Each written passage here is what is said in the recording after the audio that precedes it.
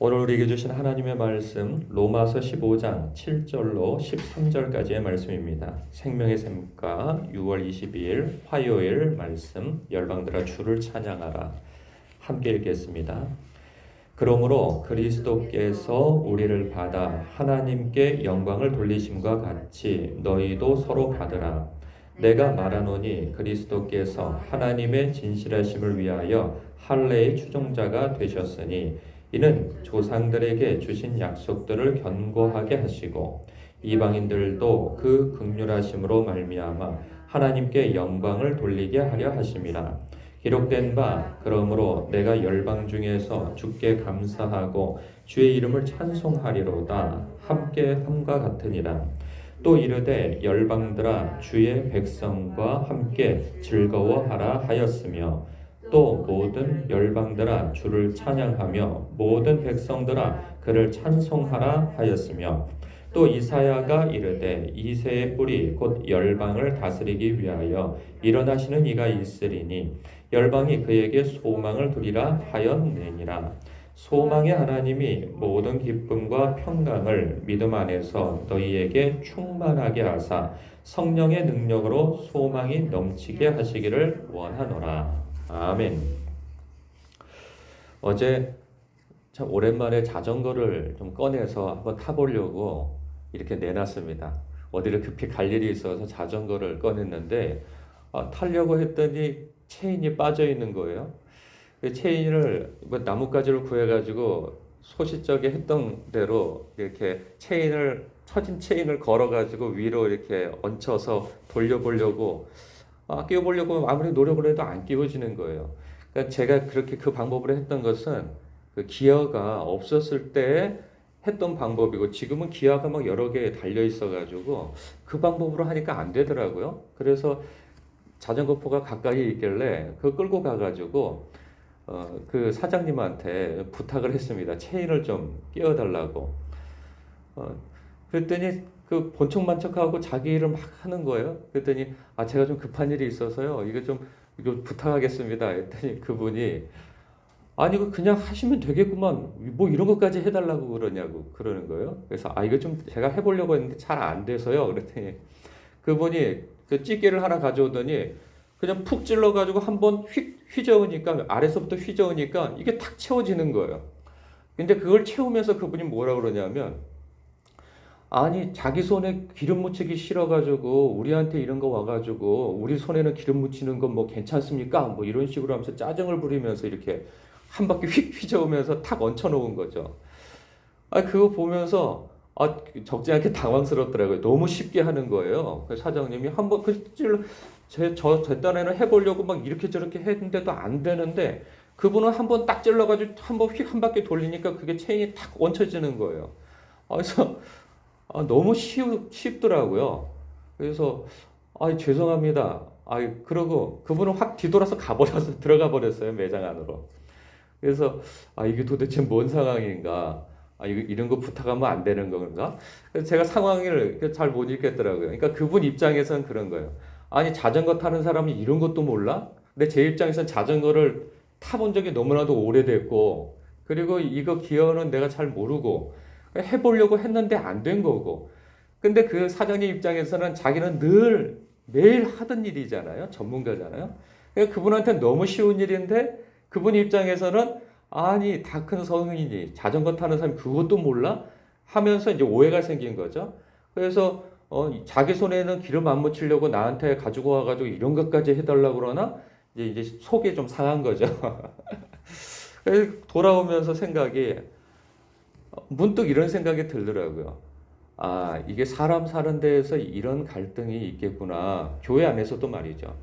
그러니까 영적인 문제에 있어서 목사나 혹은 오랫동안 신앙생활 하신 분들은 그 신앙에 있어서 어떤 영적인 원리, 성경적 원리 이러한 것들에서 오랫동안 고민하면서 살다 보니까 어지간한 일들은 우리의 몸에 이렇게 붙어 있단 말이죠. 신앙적. 그런데 대부분의 많은 사람들이 신앙에 있어서 연약한 분들은 성경을 자주 읽는 것도 아니고 말씀을 귀담아 듣는 것도 아니고 그리고 그 말씀이 내 삶에 적용되어지기 위해서 막 분투하며 살지 않다가 어느 날 문제가 생기면 이 영적인 원리를 잘 몰랐을 때 이거 어떻게 할 줄 모른다 말이죠. 그러면 그 문제를 가지고 씨름을 하든지 아니면 와서 묻든지 뭐 이런 경우들이 있을 수 있어요. 그러면 먼저 된 사람, 믿음이 좀 강한 사람은 이게 너무 한심해 보이는 거죠.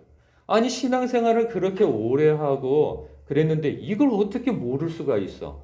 어떻게 이것에 대해서 이런 선택에 대해 하려고 할 수가 있어? 아니면 아니, 어떻게 그걸 그런 식으로 대처를 하고, 뭐, 이거 여러 가지 문제를 볼 때 너무 한심해 보이는 거죠. 마치 자전거포 사장님이 이 체인 하나도 끼우지 못하는 이런 어설픈 어른을 보는 그런 심정처럼 말이죠. 갈등은 거기에 있다는 생각이 들더라고요. 아, 이게 먼저 된 자로서 늘 생각이 저분은 정말 몰라서 저럴 수 있겠구나. 해보려고 하는데도 잘 안 되는 그런 답답함이 있겠구나. 이런 심적 여유가 있지 않으면 이게 사람들과의 교회 안에서도 이 갈등이 멈추지 않겠다.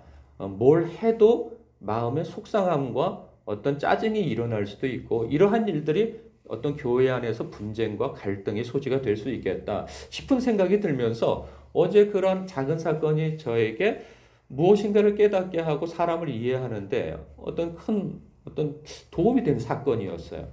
오늘 본문에서도 보면 이런 말씀으로 시작을 해요. 그러므로 그리스도께서 우리를 받아 하나님께 영광을 돌리심과 같이 너희도 서로 받으라 하는 거예요. 근데 문제는 뭐냐면 너희도 서로 받으라 할 때 문제는 뭡니까? 서로 못 받으니까 문제인 거죠. 서로가 서로를 비난하고 서로가 서로를 업신여기는 상황인 거예요. 우리가 14장부터 보면은 문제가 이런 거죠. 이렇게 먹는 문제로, 절기 문제로 로마인 그리스도인들은 아주 최신식의 어떤 복음을 받아들인 사람들로서 예수 그리스도 안에서 이 모든 것들은 먹는 것은 이제 더 이상 문제가 안 되고 그리고 뭐 절기 지키는 것도 우리에겐 자유함이 있다라는 속에서 신앙의 자유함을 갖고 신앙생활을 하는 것에 반면 유대인들은 전통 속에서 살아온 그 민족성에서 지켜왔던 그런 여러 가지 절기와 먹는 문제, 율법을 지키는 문제들에서 이 자유롭지 못한 거죠. 그러니 로마인 그리스도인들은 유대인 그리스도인들을 향하여서 저들은 숫자도 적고 그리고 저들은 여전히 율법에 얽매이고 옛 전통에 얽매여 있는 사람들 하면서 신앙이 연약한 사람들로 치부하는 거죠. 그러면서 업신여기는 거예요. 반면에 유대인 그리스도인들은 저런 불경건한 자들 어떻게 돼지고기를 먹을 수 있고 어째 피째 먹을 수가 있어 하면서 그들을 업신여기고 그리고 유대의 전통에 따라 어떤 절기를 지키지 않는 것에 대해서 아주 비난을 하고 비판을 하죠. 그러니까 어찌 보면 서로가 서로 자신들에 대해서는 강함을 가지고 있고 상대에 대해서는 자기 입장에서 보니까 그저 이해를 하지 못하는 거죠. 그러니 이것이 서로 갈등이 되어져 가지고 첨예하게. 근데 이것이 무슨 영적으로 죽고 사는 문제인가? 그런 것은 아니에요. 그러니까는 비본질적인 것이죠. 본질적으로 복음 안에서 영적으로 죽고 사는 문제, 뭐 이런 문제는 전혀 아니라 말이죠. 근데 이 문제 가지고 서로 싸우는 거예요. 이것이 본질인 것처럼. 그런데 우리에게 주는 권면은 무엇이냐? 그리스도께서 우리를 받아 하나님께 영광을 돌리심과 같이 이런 거예요. 그러면 우리는 누굽니까? 로마인 그리스도인과 유대인 그리스도인이죠. 우리는 하나님 앞에서 잘난 것이 있었느냐라는 그 말씀을 하고 있는 거죠. 우리는 하나님 앞에 무슨 대단한 의의가 있었고 하나님께서 오케이 너희들 그 정도면 됐어 하고 그러한 상태에서 우리가 주님 앞에 되어졌느냐? 그렇지 않다는 거죠. 우리는 허물과 죄로 죽었던 자이고 그리고 의인은 없나니 하나도 없는 상태였고 모든 사람이 죄를 범하여서 하나님의 영광에 이르지 못했던 자들이었다는 거죠. 그런데 그러한 우리들을 위하여서 하나님께서 당신의 아들을 보내신 것이고 우리 예수님은 당신의 몸을 화목 제물로 드려서 우리를 의로운 길로 이끌어내신 분이라는 거죠. 그것을 알라는 거죠. 그렇게 해서 우리의 연약함을 보듬어 안아 받으셔서 하나님께 영광을 돌리게 하신 그리스도를 생각하라는 거죠. 그분을 생각해서 너희도 서로 받으라. 그 말씀을 하고 있습니다. 그러면서 8절에 이렇게 말씀하시죠. 그러니까 이 보충 설명이에요. 8절서부터 저 아래절 쭉은요. 내가 말하노니 그리스도께서 하나님의 진실하심을 위하여 할례의 추종자가 되셨으니 이는 조상들에게 주신 약속들을 견고하게 하시고 이방인들도 그 긍휼하심으로 말미암아 하나님께 영광을 돌리게 하려 하심이라. 이게 무슨 말이냐면 이런 거죠. 그리스도께서 하나님의 진실하심을 위하여 할례의 추종자가 되셨다는 거예요. 할례의 추종자가 되어졌다는 말은 유대인이 되셨다는 말씀이에요. 그러니까 유대인이 되셨는데 왜 이렇게 하셨느냐? 그것은 조상들에게 주신 약속들을 견고하게 하시려고. 그럼 그 약속이 무엇입니까? 아브라함에게 주신 약속이 될 수 있겠죠? 아브라함 너를 통해서 그러니까 너의 씨를 통해서 모든 민족이 복을 받게 하겠다 하신 그 약속을 신실하게 지키시기 위하여서 유대인의 혈통으로 오셨다는 거예요. 그래서 이방인들도 그 긍휼하심으로 말미암아 하나님께 영광을 돌리게 하려 하심이라. 그런 거죠. 그러니까 유대인들 들으라고 하는 거죠. 너희들이 유대인됨을 자랑하지 않느냐? 그러니 생각해봐라. 예수님께서도 유대인으로 오셨어. 그런데 예수님께서 당신만 기쁘시게 하려고 오셨느냐? 그게 아니라는 거죠. 그러면 유대인 너희들만 기쁘게 하려고 오셨느냐? 그렇지 않다는 거죠. 목적이 어디까지가 있어요? 열방. 모든 민족이 구원을 받게 하시기 위하여서 예수님께서 유대인으로 오신 것 아니냐? 그런데 너희들이 유대인임을 자랑하면서 그 열방이라고 하는 그 로마인 그리스도인을 업신여기느냐? 그들을 비난하느냐? 그들과 함께 하지 못하느냐? 그럴 수 없다. 그 말씀을 하고 있는 거죠. 그래서 그러므로 9절 하반절에 그러므로 내가 열방 중에서 주께 감사하고 주의 이름을 찬송하리로다 함과 같으니라.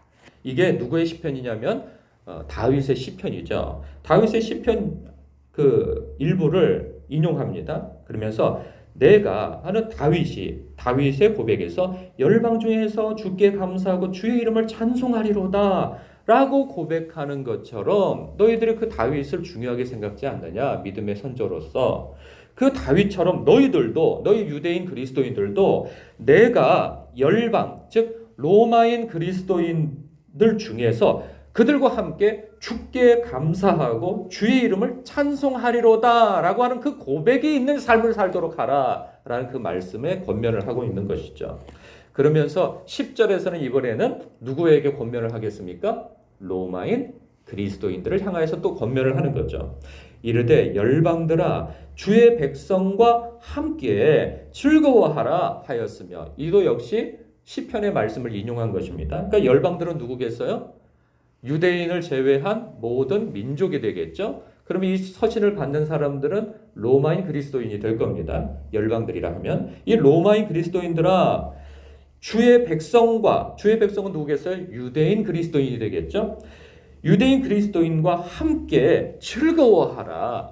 같은 교회에 있으면서 그렇게 목숨 걸 만한 일이 아니고 그것이 영적으로 죽고 사는 문제도 아닌데 그 문제 가지고 서로 다투고 갈등하느라 기쁨을 잃어버리지 말고 주님 안에서 하나가 되어서 즐거워하고 기뻐하라. 이 말씀을 하고 있는 거죠. 이 권면을 하는 거예요.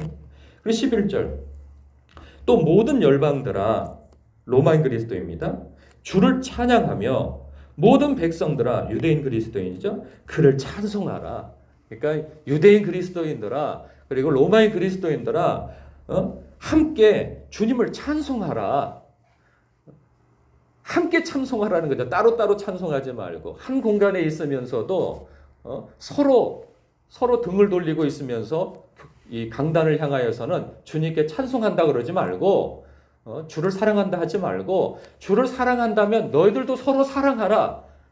함께 찬송하라. 같은 마음으로 찬송하라. 그렇게 권면하고 있는 것이죠.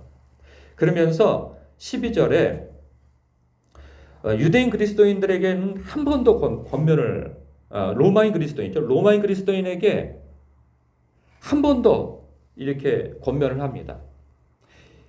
또 이사야가 이르되 이새의 뿌리 곧 열방을 다스리기 위하여 일어나시는 이가 있으리니 열방이 그에게 소망을 두리라.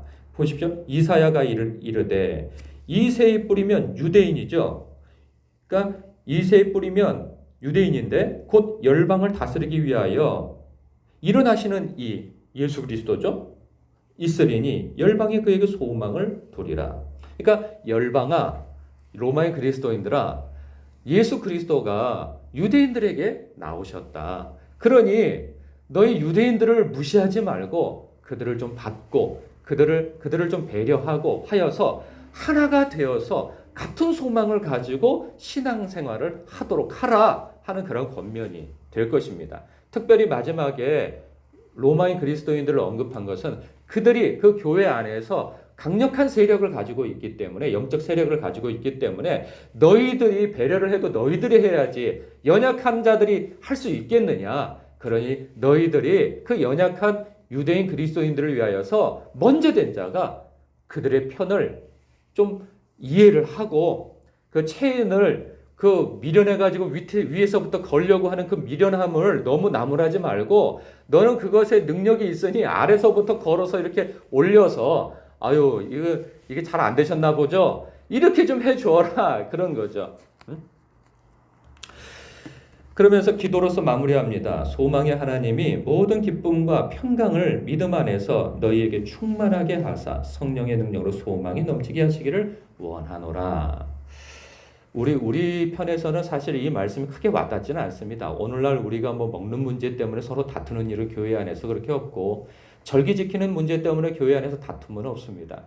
그런데 오늘날 이러한 것들은 사실 교회 안에서 꼭 그런 것이 아니라 할지라도 본질적이지 않은 것 가지고 사실 교회에서는 크게 문제가 돼서 막 교회가 쪼개지고 막 관계가 틀어지고 하는 일들이 얼마나 많습니까? 그러한 일들을 뭐 세세히 다 밝힐 수는 없지만 저마다 입장에서 그런 일들이 있을 수 있어요. 아니 어떻게 그걸 저렇게 하지? 어떻게 교회가 저렇게 결정을 하지? 아니 어떻게 저걸 뭐 예산 편성을 이렇게 할 것이며 아니 왜 조 편성을 이렇게 하고 왜 구역을 이렇게 정했으며 뭐 그게 죽고 사는 문제는 아닌데 이제 그러한 문제들 때문에 마음이 상하고 서로 골이 깊어지고 하는 것 때문에 이게 갈등이 커지지 않습니까? 그런데 성경은 이렇게 얘기하고 있죠. 너희들이 어느 때 구원을 받았는지 주님 앞에 돌아보라. 주님께서 너희가 약할 때에 너희를 오래 참으셔서 너희들을 의롭게 하시기까지 너희들을 인도해 내시지 않았느냐. 구원하시지 않았느냐. 그런 것처럼 너희 눈에 미련한 자들이 보이거든 너 자신이 하나님 앞에 어떤 용납을 그리고 어떤 인내와 기다림 속에서 내가 하나님의 자녀가 되기까지 그 과정이 있었는지를 돌아보며 하나님께서 너를 받으신 것처럼 연약한 자를 보듬어 안아 한 몸을 그리스도 안에서 한 몸을 이루고 그리스도께까지 성숙되어지기까지 그 목적을 가지고 배려하고 그리고 하나님께 모든 면에서 생명이 살아나는 데까지 세워지는 데까지 애써서 하나님께 영광 돌리도록 하라 하신 말씀이 오늘 우리에게 주어진 말씀이라 생각되어집니다. 오늘도 주 안에서 사랑으로 승리하십시오. 쉽지 않은 길 오늘도 주 안에서 완주하시길 걸어내시길 주님의 이름으로 부탁드립니다. 기도하겠습니다.